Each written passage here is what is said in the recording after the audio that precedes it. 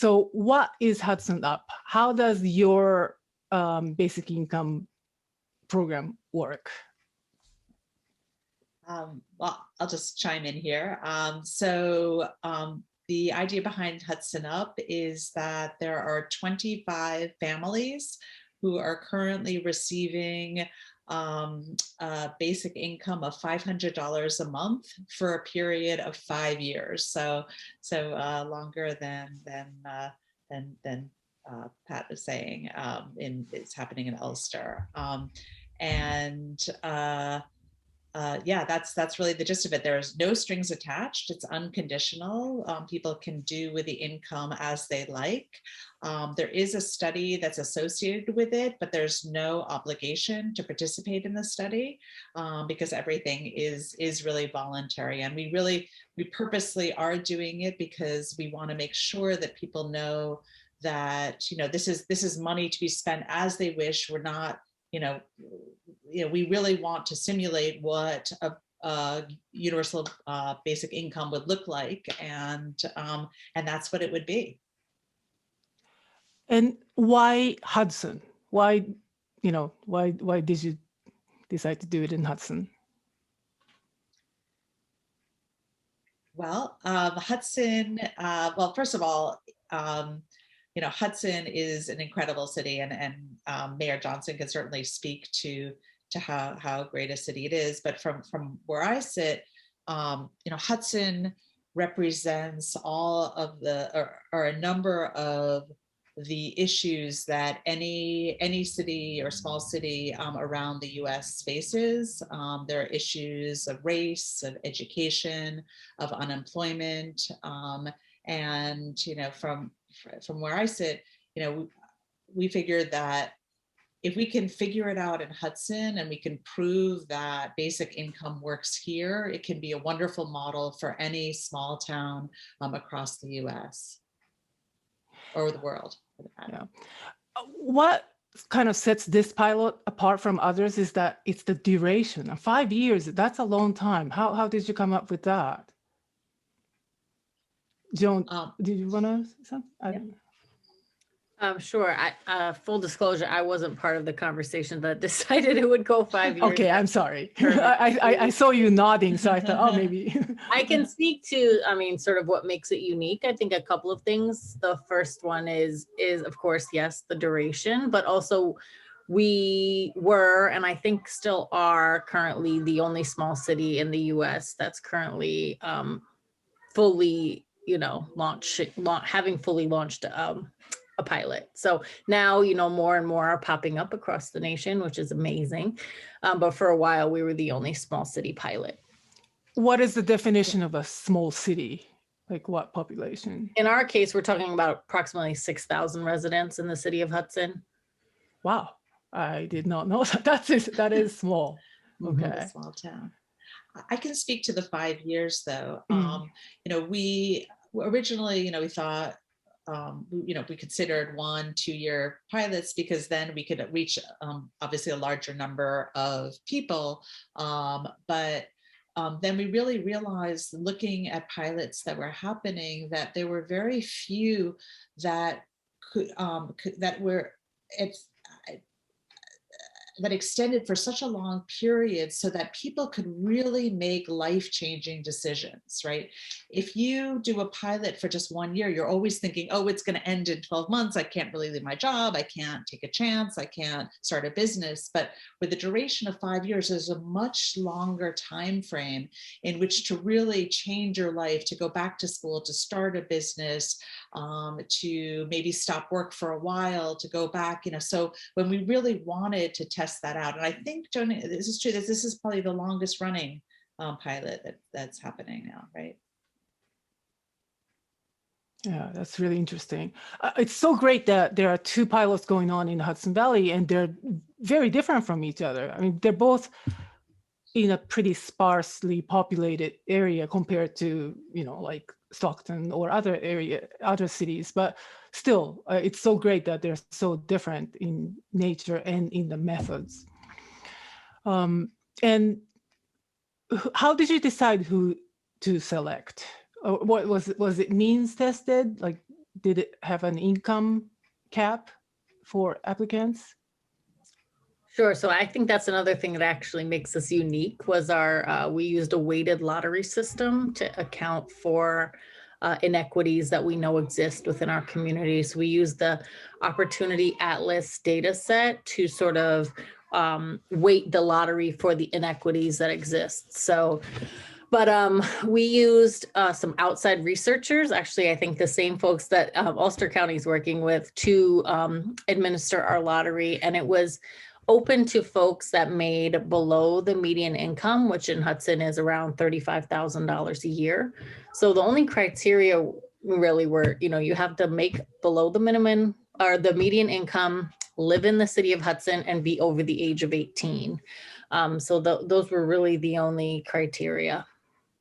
And what's interesting also is that as we were trying to figure out how the pilot would go, we went into the community and really we brought together an advisory council that included Mayor Johnson and other members of the community who run different organizations. And this idea of putting of having the lottery equity base actually came from Kwai Weidman of Kite's Nest. So it really was community based. And Keiko, you mentioned why Hudson. I mean, I think that one of the big reasons why this pilot is in Hudson is the work of Mayor Johnson and the fact that he was from day one when we approached him about it, was an amazing cheerleader for this pilot, and really has been from, throughout just incredible in facilitating this coming about. And how is it received by the community? The whole, just not the recipients, but, the entire community. I think where we started from was from an educational purpose. So, I actually got to have a town hall with former presidential candidate Andrew Yang and kind of let people know what UBI is and what to expect. I think, when I was first approached about it, I was like, this sounds crazy. But as I joined Mayors for Guaranteed Income and really started to take in more information, I was like, wow, this is like so necessary, especially for where we are right now as a nation. So I think that was our main goal, was to educate people first about it, and then to let them kind of know, like, this is something that's going to be enrolled in our community. Because, we even had people that were recipients that were like, no, it still can't be real, because it just sounds so different than the norm. But that's also why I feel like we've seen some success already. And what have you found so far? How is the money affecting participants' lives? I think, especially with COVID, like Executive Ryan said, Hudson has seen so many issues even before COVID with affordable housing. We have a huge displacement population where the cost of living is, through the roof, but wages and salaries remain the same. So part of, what people have been able to do already is have that extra money to keep them in their homes or to get them into new places. There's so many different benefits to being able to have more income around mental health issues, around, your worthiness.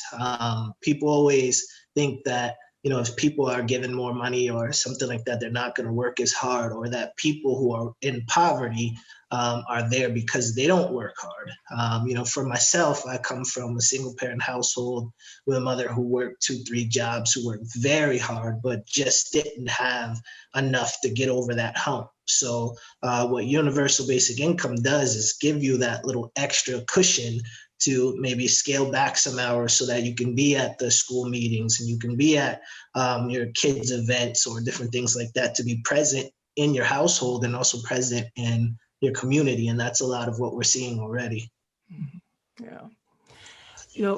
One of the things about UBI is that, right now with all these pilots going on and the stimulus payments going out during the pandemic, people are pretty used to the idea of cash transfer, but it's still really tied to poverty and low income population. But the true universal basic income goes to everybody, right? Like from Bill Gates to every homeless person. And that's the concept that is really difficult for a lot of people to grasp, understandably. So I'm thinking that Hudson, for those in the audience who are not from around here, Hudson is a small city, but it's got a pretty big, deep, population in poverty, and there is this small population, not so small actually, a pretty big population of very well-to-do residents. So that gap is pretty visible, right? And one thing about UBI is, money is one thing, but the psychological impact, the dignity, human dignity is like a huge part of UBI, right? So I am really curious to see that part coming out from Hudson, because you have that pretty visible divide in the income classes.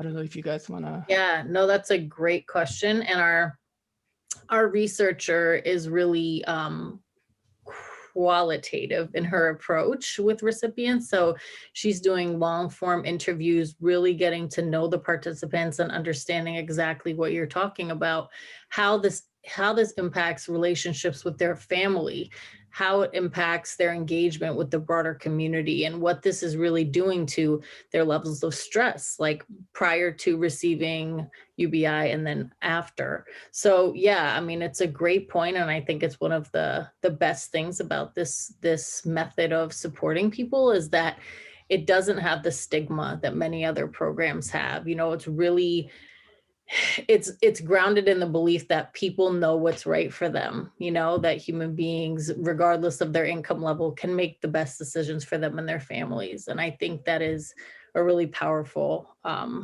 component of UBI.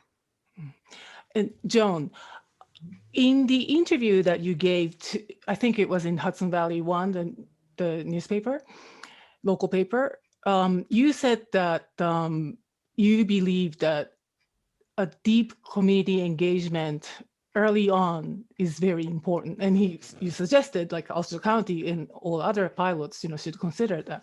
What do you mean by that? So if a program, say if HudsonUP, if we just came in and said, we're going to do this program here, as Kamal mentioned this, Susan mentioned this, there's just a deep mistrust in anything new. I think that comes in, particularly something that sounds as good as UBI, right? So say if I'm a person that has been disenfranchised for most of my life and someone is trying to quote unquote sell me something or make me sign up for something, there's just a deep mistrust there. And so we found that even with the community advisory board that we created and having deep relationships in the community through Mayor Johnson and other community-based organizations, we still found it pretty challenging to get people to really believe in this and to believe that there were no strings attached. They didn't have to pay the money back. And even when I made the notification calls to recipients, they were like, no, this can't be true. Like I've never won anything in my life. Like this can't be a real thing. So that is just the importance of community engagement early on, is to try to mitigate that as much as possible and to get as many people entered into the lottery as possible. So yeah, that's what I meant by community engagement. Okay. Oh, that must be wonderful. I have to do a shout out to Joan and her team. They've just, Nicole, who's the associate director, pilot director, they have just done such a phenomenal job in getting this pilot up and running and earning the trust of the participants and getting them all enrolled. I mean, it's a Herculean, you'll see this in Ulster County. It is a Herculean task to actually get this up and running. I don't know, Joni, if you want to talk a little bit about what it takes, because I think none of us had any idea the amount of work that was involved. Not to scare you, Pat and Anna. Yeah, so I think we did spend significant time onboarding each participant to just do a full overview of the program, of the potential impacts on benefits, of what the options were if it were to impact their benefits. And really just because for a lot of folks, this was their first introduction or, first time they'd heard about UBI. So we did a lot to sort of just bring folks up to speed, to let them know that the research about the research process and that it was optional, so we just did like a very in-depth onboarding with each participant. And then we do keep in close contact with all of our participants, and there's banking and payments, and so there's a lot that goes into managing the project well. But I'm sure you're working with Station Amy, so Yeah, we're just a few steps behind you. We are about to have one-on-one meetings with all of our participants to explain their benefit impacts, and it's going to be a daunting schedule to get the first payment by May 15th while having time to talk to all 100 participants. But we're gonna make it happen. Actually, and one thing I want to comment, which I thought was super interesting, and I'm glad to hear that you're distributing payments on the 15th, which is what we do in HudsonUP, because if you give payments on the 15th, that covers them at the end of the month when people are usually stretched. So it's a really, beginning of the month, people are usually more flush, but that like last 2-week period is the schedule that we've adhered to. So it's good to hear. Susan, can you tell us a little bit about Spark of Hudson? And Sure. What's the relationship between Spark of Hudson and HudsonUP? Yeah, sure. So Spark of Hudson is a community learning center we're physically building the building in Hudson as we speak. We have temporary space there, and it's really a center to try out different kinds of projects like HudsonUP, to facilitate and support actually existing community organizations and initiatives. We're looking at such initiatives right now as local currency, community solar, things that we feel are important for small cities to focus on in order to be truly independent. Spark of Hudson is really our way to engage with the community and support, mainly to support the efforts to make the community as great as it can be. And there's no shortage of talent and ideas in Hudson, and we're just really there to listen and support them. Okay, great. Oh, thank you.